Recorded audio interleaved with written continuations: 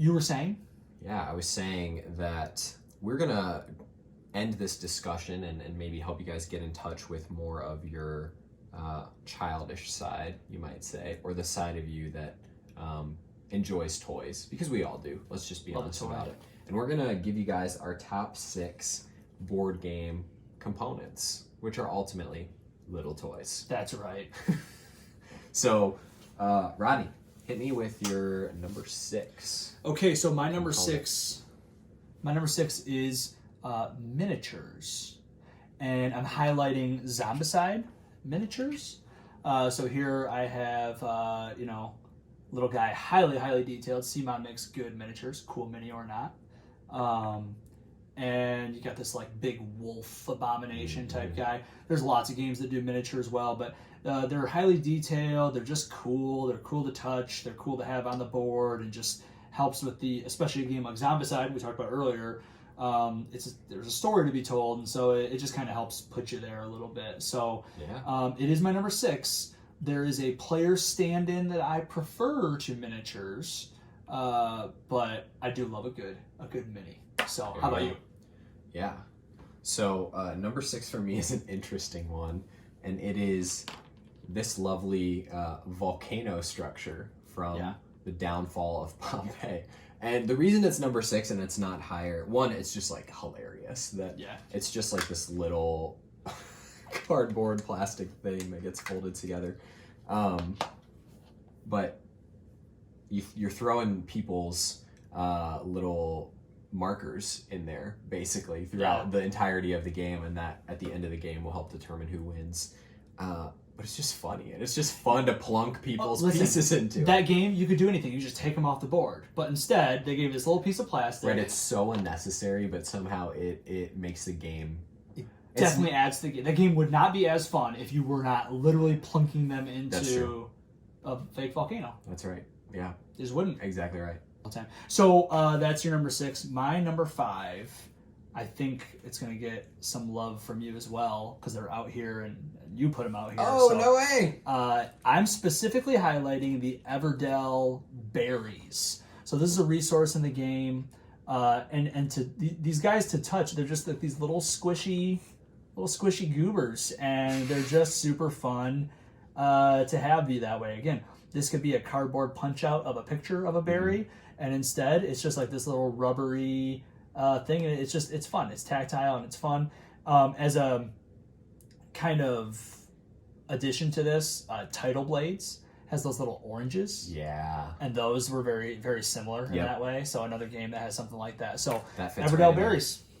That's my number 5 also. Stop it. But it's not just the berries. Guys, we really don't plan these. We actually don't. And crazy. Rodney actually yells at me every time I ask him about his list. He's like, I do. Man, I'm not going to tell you. I'm mad at him right now. So mine is more so like the whole gambit of resources here. So we've got we've got berries, sticks, stones, and gems, I believe. Riley, it's resin. Riley asked me if the stones could be highlighted because those are her favorites. These are awesome. They feel like real stones. All of these are trying to simulate what they really represent, which is cool. Yeah, it is super cool, and then they're all different to the touch. It's fun. It's definitely fun. Yeah, for sure. So, Rodney, number 4. Number 4 is going to be Neoprene Mats. Oh gosh. And so to show that, unroll the bad boy. The most gigantic neoprene mat that I have. Perfect. For Marvel United, Marvel X-Men United. It is my favorite neoprene mat too. It's so cool. You fit the whole game on there, and love it. It's awesome. I love it. But neoprene mats, I am of a certain age that mouse pads were a big thing. You had a mouse pad. Are you trying to say that I don't know what a mouse pad is? Because I do. Okay, good. I just didn't want to assume. No, mouse pads. It was like I remember back in the day, like you would like choose your mouse pad, like what's the image on it or whatever, and stuff like that. Yeah, honestly, it felt that way. Put like an image of your kids' faces on there. Of course. But neoprene doesn't show up a lot of other places, you know. So like that feeling, it's becoming a big hot thing. Every new Kickstarter. Oh, add a neoprene mat to your game. Yeah, for sure. Yeah, and I've got a handful. I've got one for flip ships. Like I said earlier, I've got them for Radlands Deluxe, and I really like them. They're really fun. Yeah. I'll never say no to a mouse pad in gaming. We were talking about the game Too Many Bones a couple days ago, and that is one that features very, very nice neoprene mats, like almost mouse pad thickness. Yeah. Player mats. And it just harkens back to me being like 2005 on my parents' dial-up, MySpace, just clicking around on that mouse pad. So there you go. So there we go. So that's my number 4. If you say your number 4 is the same as mine, I'll call you a liar. Mine's not, and I don't have my number 4 here with us to highlight. We'll put it somewhere here in the yeah. Leave space for imaging. And my number 4 is a very well talked about component. These are the gem tokens from Splendor. Okay. These are like absolute deluxe poker chips. Yeah. And without the like tactical element and almost like the gem hoarding factor that those represent, and just like the heaviness, the weight, there's something just like so quality about them that Splendor's already a great game, but the fact that it's such a highly produced. Again, it adds to the game. Yeah. If it were just whatever and those were cardboard circles, you'd be like, oh, this is a fun game. But holding those weighted poker chips in your hand makes it feel real. Again, we're back to Too Many Bones, and it's weighted poker chips. Mm-hmm. But I think I like you're highlighting Splendor, but weighted poker chips. Just period, yeah. Wonderful. Yep. A wonderful feel to them. Oh yeah. I would say the Iron Clays from Brass Birmingham. Those are pretty sweet. Really, really nice. Yeah. You can use them for lots of other games if you have them. So yeah, it's pretty cool. All right. Well, that's actually kind of leads well into mine. Let's see, YouTube. Can you hear what mine's gonna be? Metal coins. Saw a crazy thing on Reddit the other day where someone was like, "Why do all these games have metal coins? Don't people know that metal coins are dirty and da da da?" And he was arguing that they should just have cardboard coins, and literally everyone piled on to be like, you can clean metal coins. You can't really clean cardboard, so. You're done. Be quiet. That was the general tone. Right. But metal coins, again, similar to the weighted poker chips. It's just got a different feel to it. It's super fun to, this is from Caper Europe, and just collect them and have them and maybe rattle them around. It just adds to it. It's fun. Yeah. It makes the play a little bit more real, which is ultimately part of this is like, oh, this is like real money almost. Yeah. And it's more of a game and less of a game, somehow both at the same time. It's immersive. Yeah, it's immersive. That's a great way to put it. Your number 3? So my number 3 is also not out here, but I have some similar ones here. So we've got a set of Animeeples. These are from the game Everdell. I was specifically talking about the Animeeples from Agricola. I don't know why I love them so much. The cows, sheep, horses.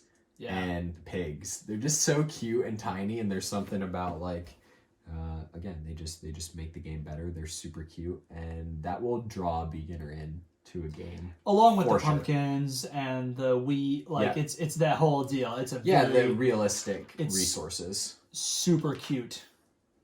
Oh yeah. That's all I gotta say about that. That's all it is. That's it. That's all I gotta say. Hit me with your number 3, Rodney. No, I'm at number 2 by one. So my number 2. I'm going to say chunky custom dice. And I actually want to highlight Dice Throne. Those are the best. Dude, Dice Throne are one of my favorite things about Dice Throne is just if you get a new character to just look at their dice. They're super cool. We'll put some images up. But what I have here are some from the game Three Sisters and kind of its predecessor, Fleet the Dice game. Oh, yeah. And I like this too, having a little die with a shrimp on it or a lobster. Like, it's just cool. We're used to the dice with pips, and this one has a pumpkin on it, and like that's just cool. That's just a cool feeling. Different. I would just say like just custom dice in general, something outside of your D6 with the pips. I'm always interested in that. That's always cool. There's a lot of different things with dice. I like the wooden dice from Wingspan. People talk about the eggs a lot. My wife also wanted me to mention the eggs because that's her favorite. There you go. But wooden dice are great. bigger, chunkier dice, but with custom faces on them. I think that's always fun. Yeah, for sure. My number 2 comes from the game Loop, and it is this. I don't know what this is actually called. I called it the Fauxzilla head. Well, it's it actually is Dr. Faux. Yeah, it's him. Yeah.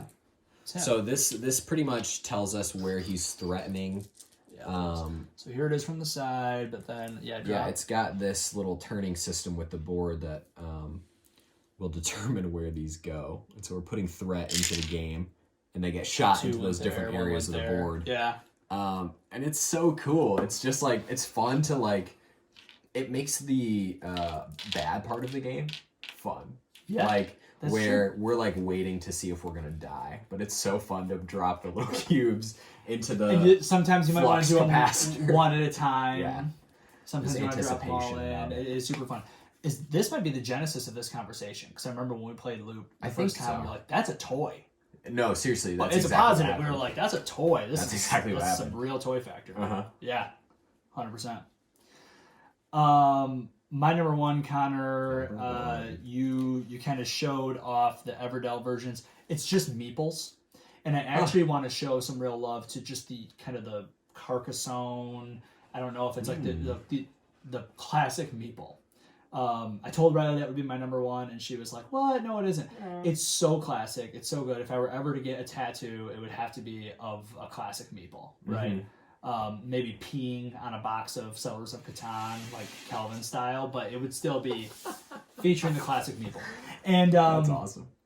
I said earlier that I like these highly detailed Zombicide miniatures, but Meeples, they're not that detailed. They're goofy, yeah. They're funny, they have a funny name, and they're just, again, you said like the metal coins can make you think, oh, it feels more real.